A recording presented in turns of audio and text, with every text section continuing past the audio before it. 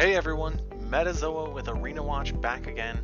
In case you don't know me, I mainly focus on the arena, and this time we have a new segment, Tactical Arena Reviews. We'll be focusing almost entirely on arena and arena viability here, so expect these rankings and reviews to be different from the typical tier lists, which are usually an amalgamation of PvE and arena viability. So, first up we have the first banner unit of Dragon Quest XI crossover event, Veronica. As you can see, she's a crack bang mage, she's got pretty well-rounded stats, though she's a bit slow, which is how we like our mages anyway, so that's additional points.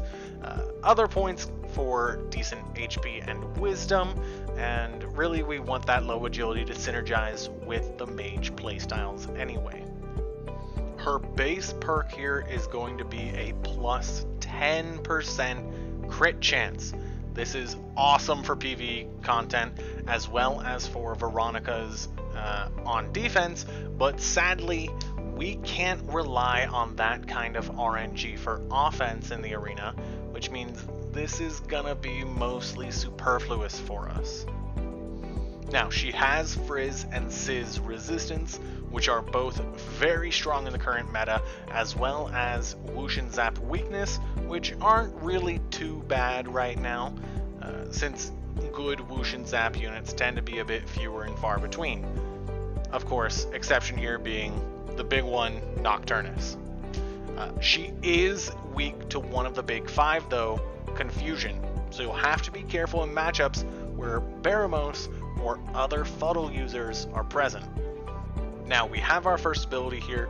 This one is a non 100% chance debuff, Kablunt, with an AoE effect that has a 40% chance to lower enemy attack by one stage. This should never be used in arena. If you are using this, something has gone very, very wrong. But it is unique for PvE and very good for them, so yay, good for PvE people.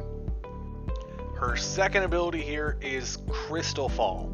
This is a 3-range single target crack spell with damage just shy of the ever famous Psy Cannon, which hits for neutral damage. That being, our Crystal Fall here has a 1.25 times wisdom modifier instead of a 1.3 times wisdom modifier. The best part though is this can hit Brilliant and does have a much higher wisdom cap than Psy Cannon. It's a decent backup ability. Rarely would you really want to use this over the main ability, which is the reason why you're bringing her though. Now for our third ability, and this is our big shining Veronica moment, her capstone, Dual Kaboom. This is the ability most of her kit revolves around, and it is a very high damage double cast.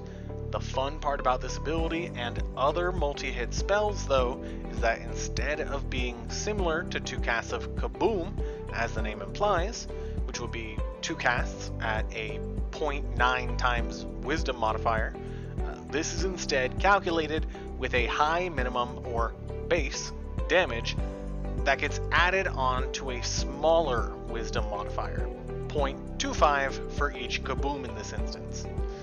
This makes up for a big difference in damage. This does mean, however, that potency and brilliance for this ability and any other multi-hit spell is much more important than wisdom, as they factor in a lot more damage. Now we have her coup. This is going to be another big sell for the PvE players, but unfortunately for us, this 9 out of 10 times will be way too slow for arena. It's unfortunate, but it's the nature of the game. On to the awakenings. So, our first awakening here is the game changer PvE wise. It's a base 20% chance to echo a cast ability at 50% damage. This is basically a mini crit that can fully crit as well, meaning that if you crit with it, it's going to deal 100% of the spell's base damage instead of 50. This means that your crit boosts start to become much more reliable for PvE, but still it's not very reliable for us in the arena. For her third awakening, she gets a boost to the echo chance, brings it to 30%. That's awesome for PvE, still not an arena thing. And now Awakening 5, the Big Mac Daddy, it's another boost to the echo chance. This brings it to 40%, which is wild. This is still not high enough though for the arena. Remember, consistency, consistency, consistency. But if you are using her every time this procs, you definitely get a lot more leeway with how you're going to be playing through. Now, as far as what type of comp you would want to run her in, she's definitely built more right now for control comps, since we do not currently have spell potency up for our units yet.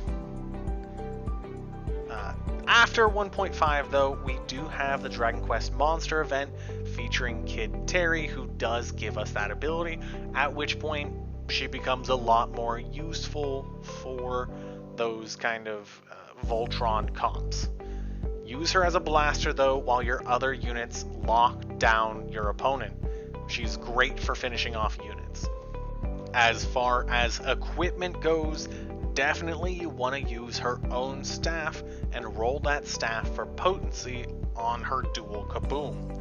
Remember, she needs the extra potency to scale her damage. Wisdom won't do it. For armor, you can probably shoot for either HP to help her durability, or some wisdom if you plan on using the crystal fall. Now, when looking at your matches, I would hard avoid this Pipsqueak like the plague. This is a lot of extremely high firepower tied to RNG, and for consistency's sake, that will always come at the worst possible time for you, especially since she can reach up to 6 range with the dual kaboom.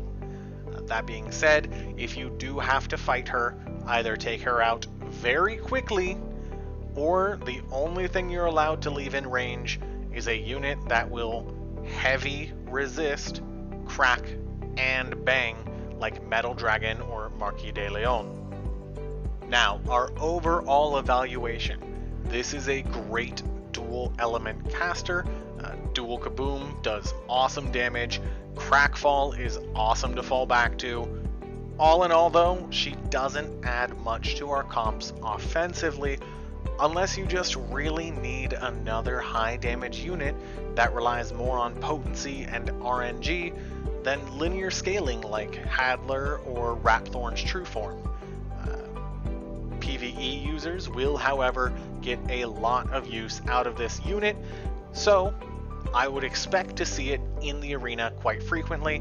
If you're more on the free-to-play spectrum and you're looking for a unit that you can kind of grab and swap between, this will be a decent unit for doing both. Thanks for watching, everyone. Smash that like and subscribe, and it'll let you know when the next unit review comes out.